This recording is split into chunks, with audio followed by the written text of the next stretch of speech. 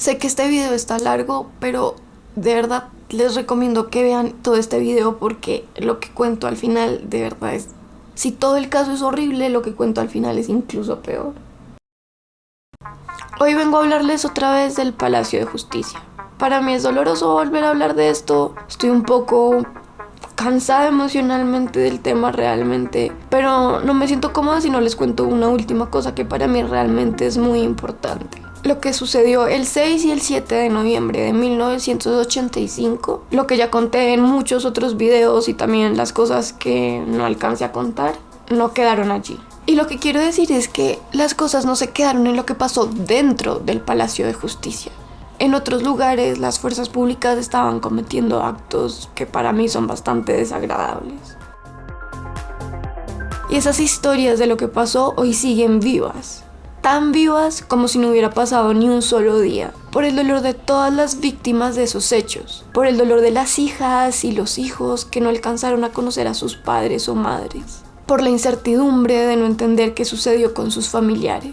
Y es por eso que quiero hacer este video. En realidad podría más o menos decir lo que acabo de decir y ya. Pero hay tantas víctimas, tantos dolores, que me gustaría a mí, si yo pudiera y hacer un video eterno, nombrar a cada una de ellas y contar un poquito de su historia. Porque contar sus historias es importante para entender lo que pasó, para reconstruir la historia del país.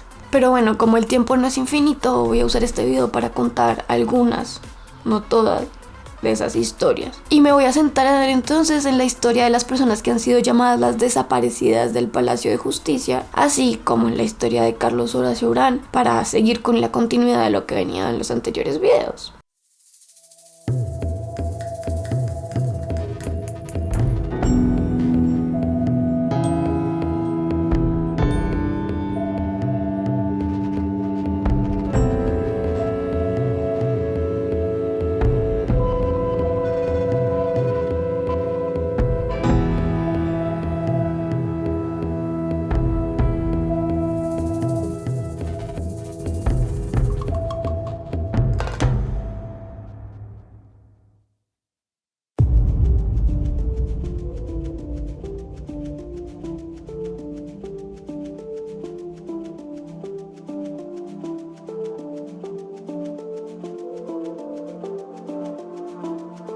Héctor Jaime Beltrán Fuentes era un mesero de la cafetería del Palacio de Justicia que tenía 4 hijas. Bernardo Beltrán Hernández era otro mesero de la cafetería. Ana Rosa Castiblanco era una auxiliar de la cafetería que estaba embarazada de 8 meses y ya tenía otros 2 hijos. Cristina del Pilar Guarín Cortés estaba trabajando como cajera en la cafetería del Palacio de Justicia, reemplazando a la esposa de Carlos Augusto Rodríguez Vera, quien estaba terminando su licencia de maternidad. Ella estaba allí porque quería ahorrar, porque se iba a ir a España a estudiar un posgrado en Ciencias de la Educación. Gloria Estela Lizarazo era asistente de cocina en la cafetería. Era cabeza de familia, madre de 3 hijas y un hijo. Luz Mari Portela León se encargaba de la limpieza de la cocina, reemplazando a su madre, quien estaba incapacitada. Carlos Augusto Rodríguez Vera era el administrador de la cafetería. David Suspecelis era el chef de la cafetería. Gloria Isabel Anzola de la Nao era una abogada que tenía una oficina cerca del Palacio de Justicia, por lo que regularmente usaba el parqueadero de este sitio para dejar su carro allí. Norma Costanza Esguerra Forero suministraba pasteles a la cafetería del Palacio, por lo que en el momento que ocurrió la toma y todo eso, ella se encontraba haciendo una entrega. Ella tenía una hija. Lucia Amparo Oviedo Bonilla tenía ese día una cita con Reyes Echandía. Era una cita de trabajo, ella estaba buscando trabajo. Ella tenía 2 hijos.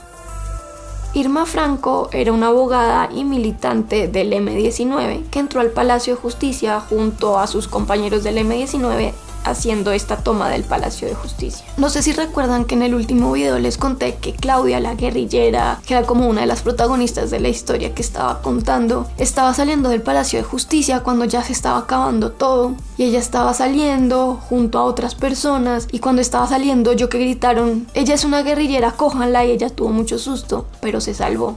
No sé si recuerdan que les conté que la persona que no se salvó se llamaba Mariana. Mariana es el nombre que usaba Irma Franco dentro del movimiento del M-19. Y bueno, más o menos este es el grupo de personas que ha sido llamado como los desaparecidos del Palacio de Justicia. A veces quitan alguno de estos nombres, dicen que son 11, pero en general los 12 que yo más vi recurrentemente que nombraban eran estos. Eso no quiere decir que no haya otras personas desaparecidas, como ya veremos. Pero estas personas fueron las que fueron llamadas como las desaparecidas del Palacio de Justicia.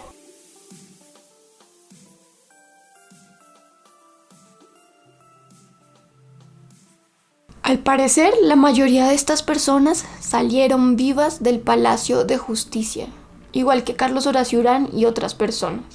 Esto se sabe porque a lo largo del tiempo y de la investigación se han encontrado imágenes de noticieros, de periodistas en las que se ve que las personas efectivamente salían, se han logrado identificar, y esto ha sido así incluso teniendo en cuenta que el 7 de noviembre de 1985, el segundo día de todos estos hechos, los camarógrafos y periodistas no pudieron moverse tan libremente alrededor del palacio para registrar, grabar lo que estaba pasando, como si lo habían podido hacer el día anterior, porque las fuerzas públicas los empujaron hacia la calle 11 precisamente para que no pudieran ver bien lo que estaba pasando.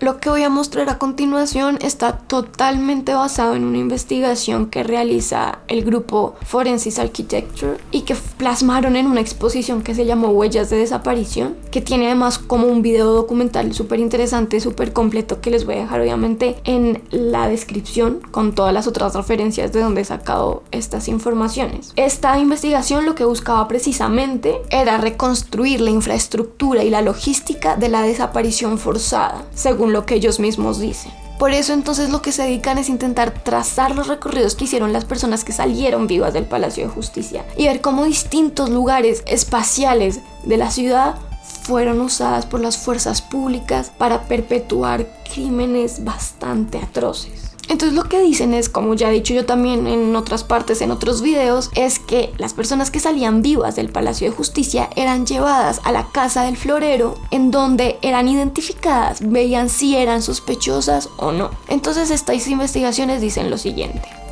Luz Mari Portela León salió del Palacio de Justicia viva el 6 de noviembre de 1985 hacia las 3:27 p.m. Carlos Horacio Urán salió del Palacio de Justicia a las 2:17 del 7 de noviembre de 1985. ¿Se acuerdan que en el video pasado les conté que una periodista y otras personas lo vieron salir? Pues sí, efectivamente fue así. Él salió herido y cojeando, por lo que inmediatamente lo montaron en una camilla que lo llevó en dirección hacia la Casa del Florero. Basándome precisamente en la reconstrucción que hizo Forensic Architecture, se sabe que la última posición en la que fue visto fue muy cerca a la Casa del Florero y a una ambulancia que estaba parqueada allí. Por eso, en esta investigación se plantean dos hipótesis de lo que sucedió con Carlos Horacio Urán. La primera es que fue llevado a la Casa del Florero y la otra es que en realidad lo llevaron a la ambulancia que partió de allí unos minutos después, y esta ambulancia lo que hizo fue regresar al Palacio de Justicia y volverlo a meter. Cristina del Pilar Guarín Cortés y Gloria Estela Lizarazo salieron una detrás de la otra a las 2:18 p.m. del 7 de noviembre de 1985. Carlos Augusto Rodríguez Vera, Bernardo Beltrán Hernández y David Suspecelis salieron del Palacio de Justicia a las 2:19 p.m. Héctor Jaime Beltrán Fuentes salió del Palacio de Justicia a las 2:21 del 7 de noviembre de 1985.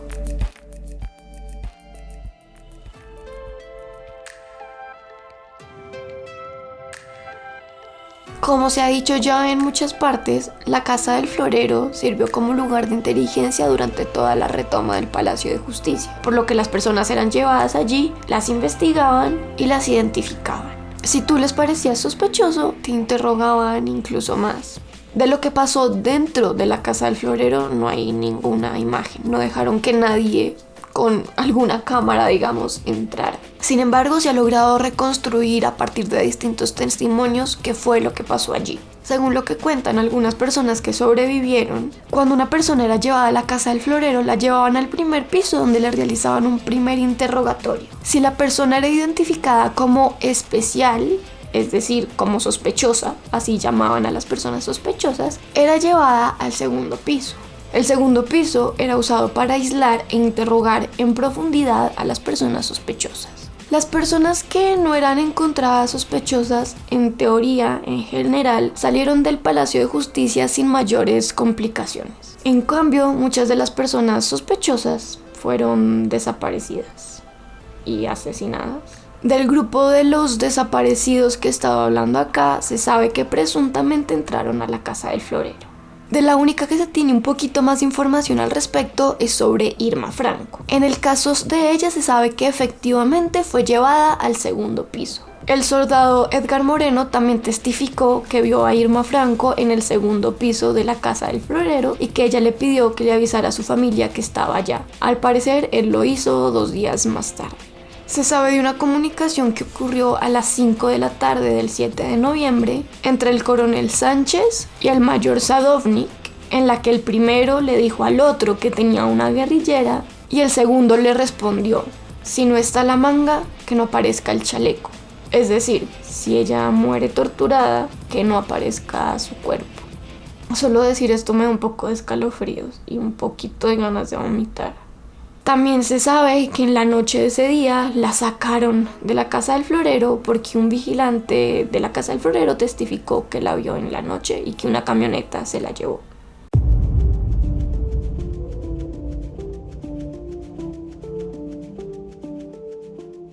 Se sabe que muchas personas que fueron consideradas sospechosas dentro de la casa del florero fueron llevadas a unidades militares y policiales. Especialmente se sabe que fueron llevados al Cantón Norte, específicamente a la Escuela de Caballería, pero también a otras partes del Cantón Norte o cerca de este, y a la sede de inteligencia del batallón Charri Solano. Al parecer, en estos lugares las personas eran interrogadas y torturadas. Se ha logrado reconstruir lo que sucedió allí a partir de distintos testimonios de víctimas y a través también de otro tipo de testimonios.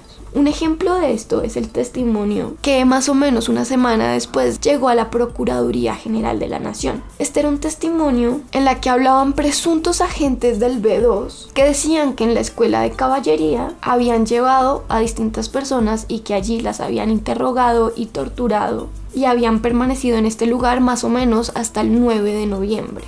Decían que eran aproximadamente unas 12 personas que habían llevado allí porque no habían podido justificar por qué se encontraban en el Palacio de Justicia o porque no tenían, digamos, un documento de identidad, lo cual es muy tonto si se tiene en cuenta que cuando uno entraba al Palacio de Justicia tenía que dejar en la entrada su documento de identidad.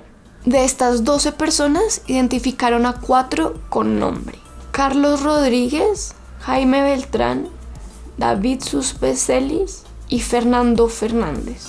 También decían en este testimonio que habían oído que unos compañeros decían que algo similar estaba pasando en otro cuartel, en el que otros 3 trabajadores de la cafetería estaban detenidos y siendo interrogados. Estas 3 personas también son identificadas con nombre: Luz Mari o Luz María Puerta, Nora Esguerra y Rosa o Margarita Castiblanco. Estas personas del B2 que habían mandado este audio hacían eso porque consideraban que seguramente esas personas que habían detenido sí habían ayudado al M-19 a entrar al Palacio de Justicia y estaban de acuerdo en detenerlos, pero no estaban de acuerdo con los métodos, no estaban de acuerdo con la tortura, así que habían decidido mandar este audio. Otro testimonio importante en este sentido es el que dio el cabo Villamizar en el 2007, quien le dijo a la fiscalía que algunas personas habían sido detenidas y torturadas en las pesebreras de la Escuela de Caballería el 7 de noviembre de 1985. Mencionó que Cristina del Pilar Guarín Cortés y Carlos Augusto Rodríguez Vera se encontraban entre las personas que estaban allá. Se sabe hoy en día que varias de las personas que supuestamente murieron dentro del Palacio de Justicia vivieron situaciones bastante similares. Por ejemplo, el exagente de inteligencia Ricardo Gámez Masuera dio un testimonio en 1989 en el que decía que el 7 de noviembre sacaron a Andrés Almarales con vida del Palacio de Justicia y lo llevaron en una ambulancia al Charri Solano, en donde lo mataron. No se sabe si esto es cierto o no, digamos que es un testimonio. Algo similar, por ejemplo, se sabe que también pasó con William Almonacid, que también salió vivo del Palacio de Justicia y fue llevado en una camioneta junto con otras personas a la Escuela de Caballería. Sin embargo, Curiosamente, estos dos militantes del M-19 fueron encontrados supuestamente muertos dentro del Palacio de Justicia, en el patio interior hacia las 4:30 p.m., junto también, por ejemplo, con Horacio Urano. Y bueno, distintas personas vivieron historias diferentes, pero en ciertos puntos similares. Por ejemplo, Ruth Mariela Zuluaga de Correa y Nicolás Pájaro vivieron situaciones similares. Los dos salieron vivos del Palacio de Justicia y fueron llevados a hospitales porque tenían heridas o quemaduras. Cuando estaban internados, llegaron soldados para llevárselos porque eran sospechosos. El médico de Pájaro se puso firme e impidió que se lo llevaran, y esto lo salvó. En cambio, al médico de Zuluaga lo convencieron de que si no dejaban que se la llevaran, lo iban a acusar a él de cómplice con la guerrilla, por lo que a ella sí se la llevaron a la escuela de caballería, en donde la torturaron hasta que murió.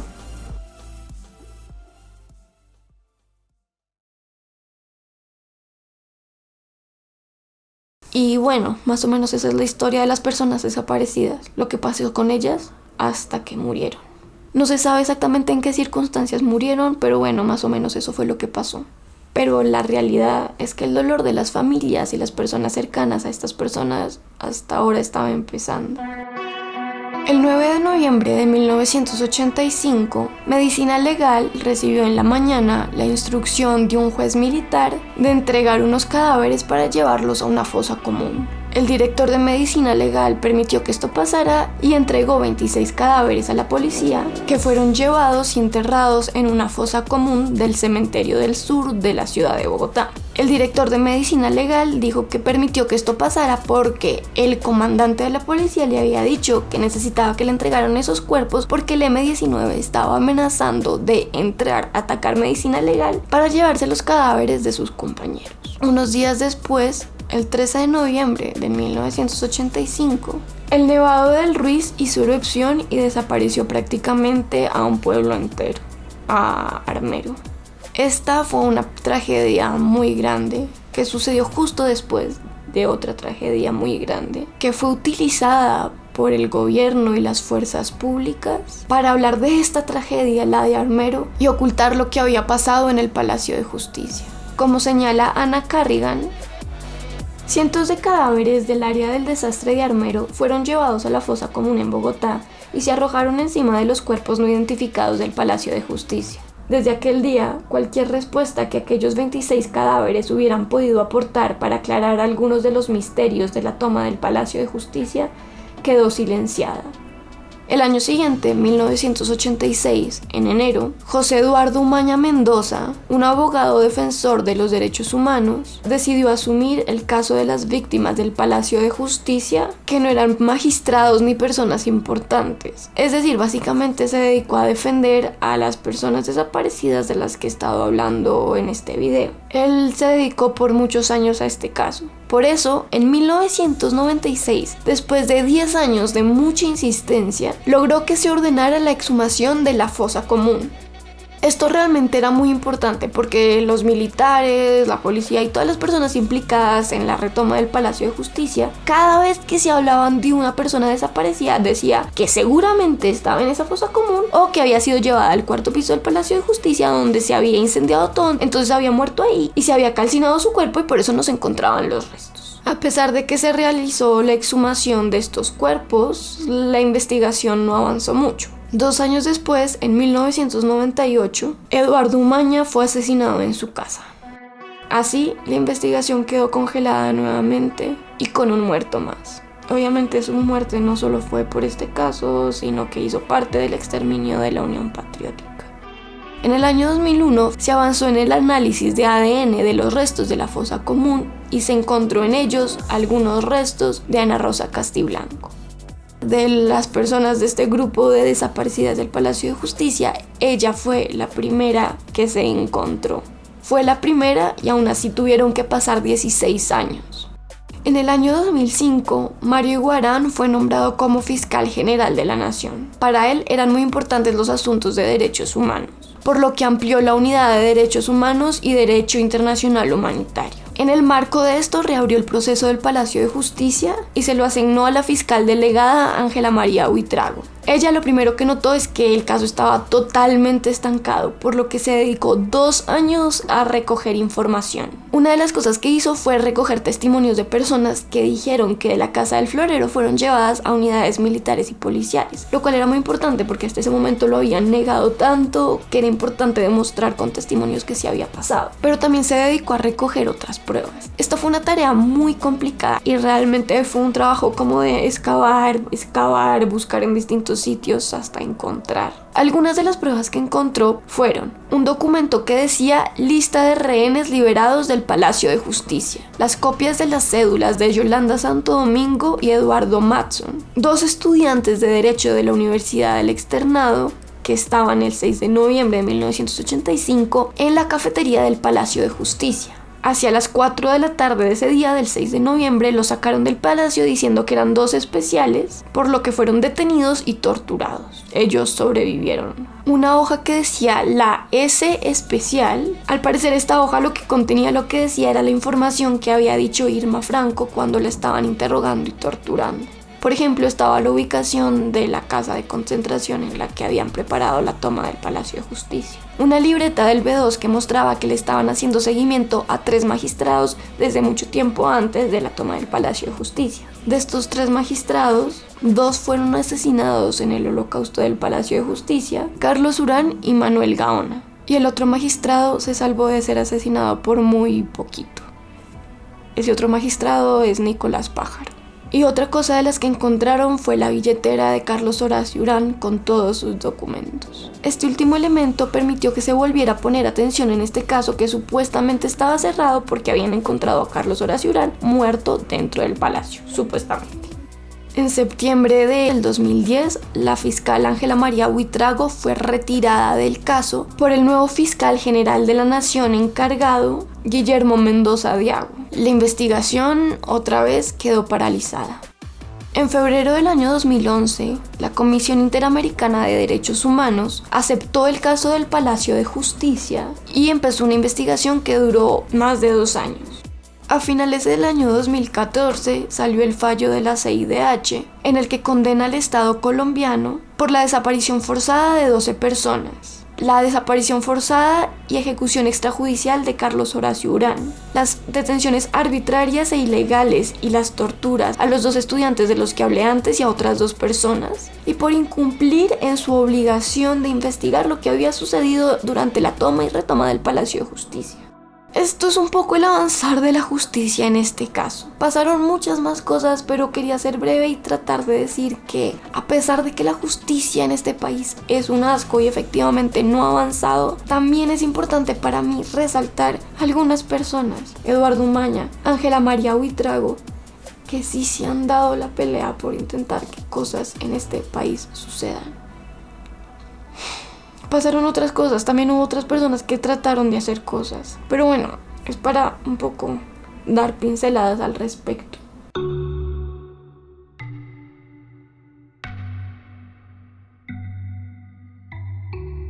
Ya casi voy a terminar con este video, pero todavía me falta contarles una de las cosas más terribles de este caso, si cabe, porque realmente todo es absolutamente asqueroso y doloroso. A lo largo del tiempo se ha hecho evidente que en algunas de las tumbas de las personas que murieron dentro del Palacio de Justicia no se encuentran esas personas que enterraron, sino otras. En muchos casos se encuentran los restos de las y los desaparecidos del Palacio de Justicia. Por ejemplo, en el 2015 encontraron algunos restos de Cristina del Pilar Guarín en la tumba de Marina Isabel Ferrer en un cementerio de Bogotá. Marina Isabel Ferrer era una visitante ocasional del Palacio de Justicia. El 6 de noviembre de 1985 había ido al Palacio de Justicia a encontrarse con una amiga que era secretaria de un magistrado. Estando en esas, el M-19 se tomó el Palacio de Justicia y ella quedó atrapada. Ella logró llamar a su hija y decirle que estaba ahí dentro y que se estaba escondiendo.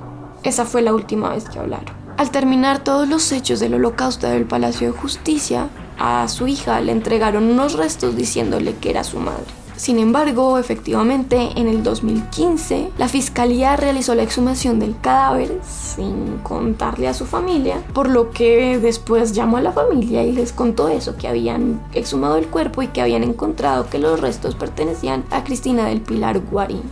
Unos días después de recibir esta noticia, la fiscalía volvió a llamar a la familia y le dijo que dentro de los restos igual sí había encontrado algunos que pertenecían a Marina Isabel Ferrer, aunque esos restos solo eran los de un pie. Aunque al parecer esto se lo dijeron muy pronto, en el 2015 mismo, los restos solo fueron vueltos a entregar a la familia de Marina Isabel Ferrer el año pasado, en el 2022. En el 2015 también encontraron los restos de Luz Mari Portela León, esta vez en el sitio en el que habían enterrado supuestamente los restos de Livia Rincón Mora. En el año 2016 encontraron parte de los restos de Héctor Jaime Beltrán Fuentes en la tumba de Julio César Andrade. Esto sucedió gracias a que la familia misma del magistrado Andrade había pedido que realizaran la exhumación del cadáver para verificar que sí fuera su padre. Efectivamente, descubrieron que no era así. Los restos que habían entregado no eran de su padre. Y esto es a lo que me refería con que este caso es cada vez peor. Porque sí, encontraron los restos de Héctor Jaime Beltrán Fuentes. Pero ahora, Andrade es otro de los desaparecidos del Palacio de Justicia. No se sabe dónde están sus restos. Concretamente en este caso, en el 2018 se pudo evidenciar que Julio César Andrade sí salió vivo del Palacio de Justicia. Al parecer, hacia el mismo año 2016, se encontraron los restos de Norma Constanza Esguerra Forero. Y digo al parecer, y al parecer es muy al parecer, porque no logré encontrar ninguna información que verificara esto. Pero parece que los restos de ella fueron encontrados, o hay grandes posibilidades de que se encuentren, en la tumba de Pedro Elías Serrano Abadía.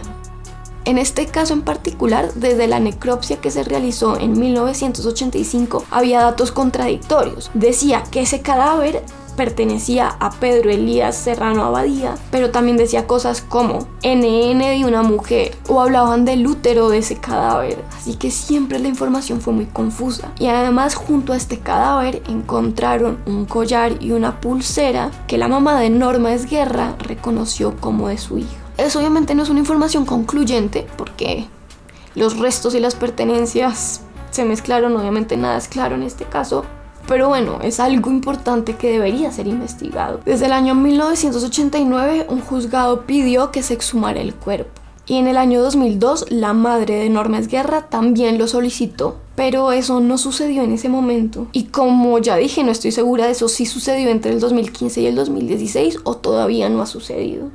En el año 2016 encontraron el 82% de los restos de Bernardo Beltrán Hernández en la tumba del magistrado Jorge Echeverry. La familia del magistrado dijo que la entrega del cuerpo que realizaron en 1985 fue tan extraña que ellos ni siquiera creían mucho que ahí estuviera su familiar. Al parecer, aunque nuevamente esta información no logré corroborarla realmente, los restos del magistrado Echeverry fueron encontrados en el 2017. En el 2018 encontraron parte de los restos de Gloria Isabel Anzola de la Nao en la tumba de María Janet Rosso.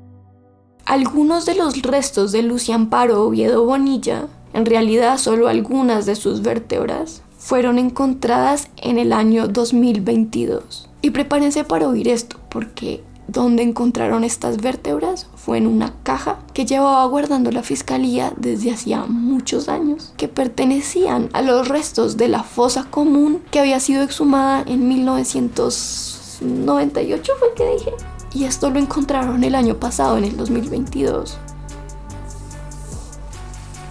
Y estas confusiones entre personas no solo pasó con estas personas que son llamadas las desaparecidas del Palacio de Justicia, sino con otras personas que también fueron asesinadas y desaparecidas durante el Holocausto del Palacio de Justicia. Por ejemplo, en la tumba de Blanca Inés Ramírez de Angulo encontraron los restos de Lida Mondol de Palacios. Se encontraba desaparecida desde 1985, pero no había sido incluida dentro de estos nombres de los desaparecidos del Palacio de Justicia por alguna razón que yo no entiendo. Tal vez hay alguna información que estoy perdiendo acá y que explica eso, pero bueno. El punto en este caso, por ejemplo, es que entonces Blanca Inés Ramírez de Angulo ahora está desaparecida.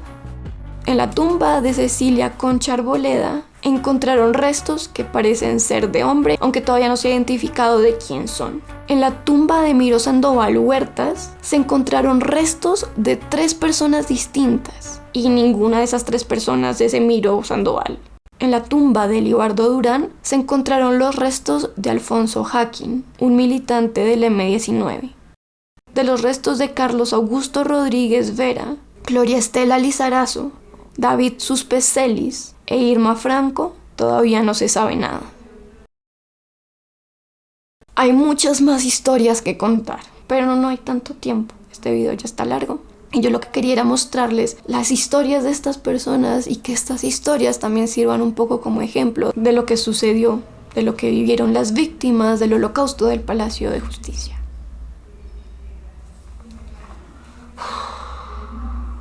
¡Qué horror!